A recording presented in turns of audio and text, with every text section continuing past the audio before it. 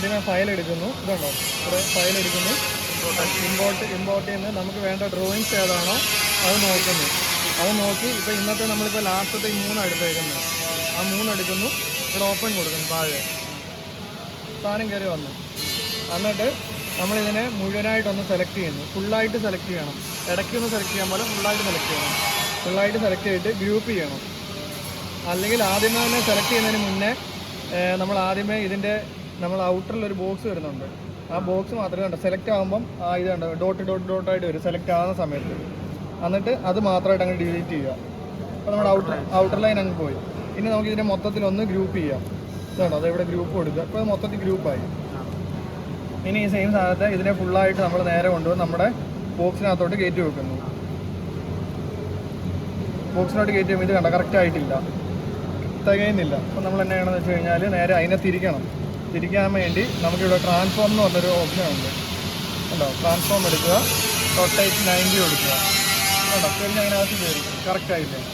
ഇനി നമുക്ക് ഇതിനകത്ത് ചെയ്യേണ്ടതെന്ന് വെച്ച് കഴിഞ്ഞാൽ ഇതിനകത്തിൽ കുറേ വേണ്ടാത്ത ലൈനുകളുണ്ട്. നമ്മൾ അതിന് വേണ്ടി ഈ ഒപ്റ്റിമൈസർ ഉള്ള സാധനം എടുക്കുന്നു.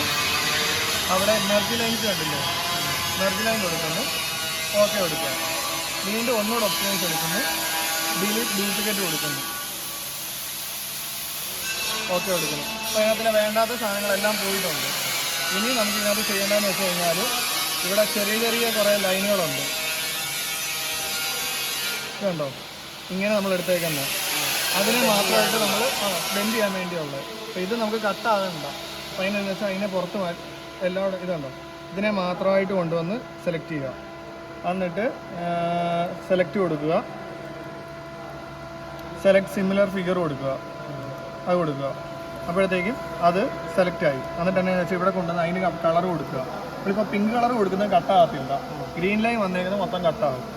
എന്നിട്ട് നമ്മൾ നേരെ ഒന്ന് നോക്കണം എല്ലായിടത്തും വന്നിട്ടുണ്ടോ. നമ്മൾ ഈ കൊടുത്തേക്കുന്നതിനകത്ത് എല്ലാം കണ്ടോ, ഇവിടെ ഫുള്ള് പിങ്ക് ലൈൻ സെലക്ട് ആയി. ഇനി താഴോട്ട് വന്ന് നോക്കുക.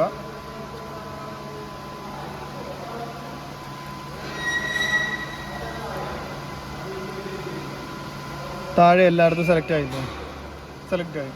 ഇനി നമ്മൾ നേരെ മെഷീനിലിട്ട് സ്റ്റാർട്ട് ചെയ്യാൻ വേണ്ടിയിട്ട് അതിന് മുന്നേ സോർട്ട് എടുക്കുക. സോർട്ട് എടുത്തിട്ട് സ്മോളർ ഷേപ്പ് പ്രയോറിറ്റി കൊടുക്കണം. കൊടുക്കണം. അതെന്തിനാന്ന് വെച്ച് കഴിഞ്ഞാൽ ആദ്യം ചെറിയ ചെറിയ ഷേപ്പുകൾ കട്ടായി പോയിട്ട് ലാസ്റ്റ് വലുത് കട്ടാകാൻ വേണ്ടി. എന്നിട്ട് ഇതിപ്പോൾ നമ്മുടെ ഇവിടുത്തെ പരിപാടി കഴിഞ്ഞു. ലേസർ ഓൺ ആണോ നോക്കണം. ലേസർ ഓൺ ആണെങ്കിൽ നേരെ മാർക്ക് കൊടുക്കുക. മാർക്ക് കൊടുക്കുന്നത് എന്തിനാണെന്ന് വെച്ചാൽ ഇൻ കേസ് അവിടെ ചെയ്യില്ലെങ്കിൽ നമ്മൾ കട്ടായിപ്പോയി സ്റ്റോപ്പായി പോയി കഴിഞ്ഞാൽ നമുക്ക് തിരിച്ച് റിട്ടേൺ അവിടെ തന്നെ ഒറിജിൻ വരാൻ വേണ്ടി. ഇവിടുത്തെ പരിപാടി കഴിഞ്ഞു. ഇനി നേരെ നമ്മൾ റിമോട്ട് എടുക്കുക.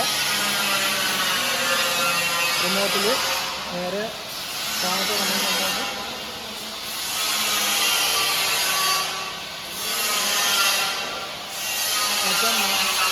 എഡ്ജിൽ കൊടുക്കുക. നമ്മൾ FN ഞെക്കിക്കൊണ്ട് ട്രെയിൻ അടിക്കുക. നോക്കുക നമ്മുടെ ഷീറ്റിനകത്ത് തന്നെയാണ് കിടക്കുന്നതെന്നുള്ളത്. അപ്പോൾ നോക്കുക നമ്മുടെ ഷീറ്റിനകത്ത് തന്നെയാണ് കിടക്കുന്നത്. കറക്റ്റ് അല്ലേ? ഇനിയിപ്പോൾ നമ്മൾ എങ്ങനെയാണെന്ന് വെച്ച് കഴിഞ്ഞാൽ ഷട്ടർ ഓഫ് ചെയ്യുക. ഇതാണ് ഇതിൽ ഷട്ടർ ഓഫ് ചെയ്യുക, സ്റ്റാർട്ട് കൊടുക്കുക. സ്റ്റാർട്ടാവും. അത്രേ ഉള്ളൂ.